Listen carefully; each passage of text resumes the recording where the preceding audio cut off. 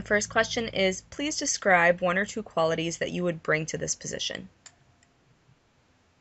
One of the qualities that I would bring to this position is sort of this passion for global education and really wanting students to get out there and really experience the world and open their minds to new experiences.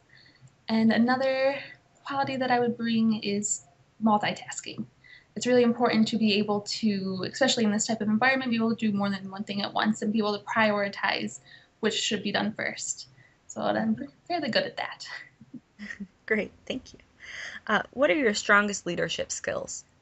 My strongest leadership skills, I like to lead by example.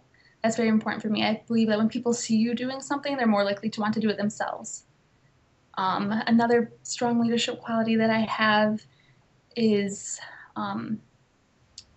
really, I guess it is just living what you're telling students to do and being that person so they can see that, so they can model what you're doing, but they also have this role model, and knows what you're saying is what they'll also see that you're doing.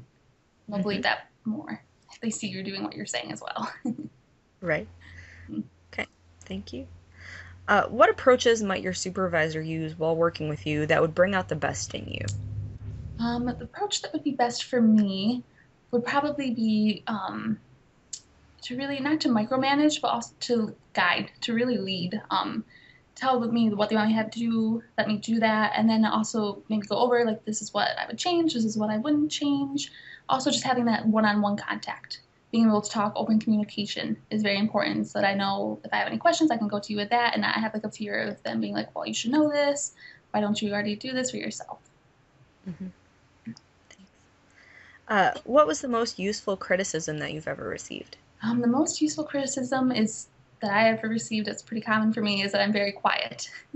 So it's always Okay. that I need to speak up more. I tend to let other people lead in the sense of like speaking, like if they're going to let them go first, and then I'll sort of throw in my opinion at the end. But it is important that I do speak up and speak loud. I may not be the loudest voice in the room, but I do have a voice. Excellent. Please describe the ways in which you've demonstrated to students that you are accessible to them.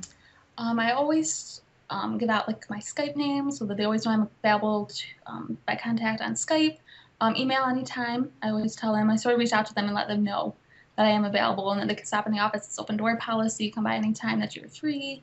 Also, if in the case that it's necessary, I will give out my cell phone number to them if it's like an emergency or I know that they're going to be doing something somewhere that they may need to get in contact with me that way. Okay.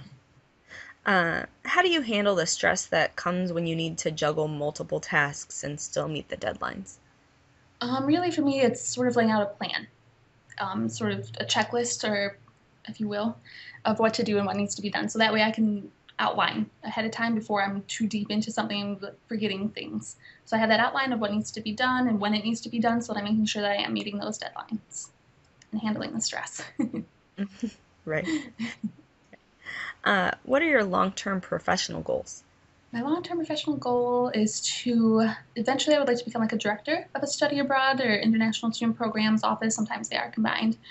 So I hope to get experience in that and work my way up through the lines into the director position. Great. And so I guess the last question is, what questions do you have for me? All right. Some questions I have for you are what is one of the challenges that you faced in your position in the study abroad coordinator at your institution, and how did you handle that? Mhm. And then another question is, what do you like about working at your institution in particular?